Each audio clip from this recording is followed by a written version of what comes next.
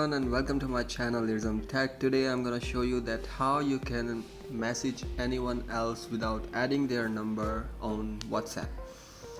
So first you're gonna need this application app.me. WA means WhatsApp app.me. So I will also put the link in the description below so you can download it. Just open this application and then select your flag, like which country you want to message. So it's like Pakistan for me. I'm gonna message on my own number and then just send it. Okay, as you can see that this number is not saved, you can see this add option here, and that's very easy.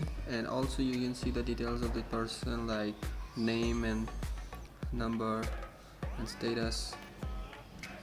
I hope you enjoyed this video. Thank you so much for watching. I will see you in the next video. Don't forget to like, comment and subscribe.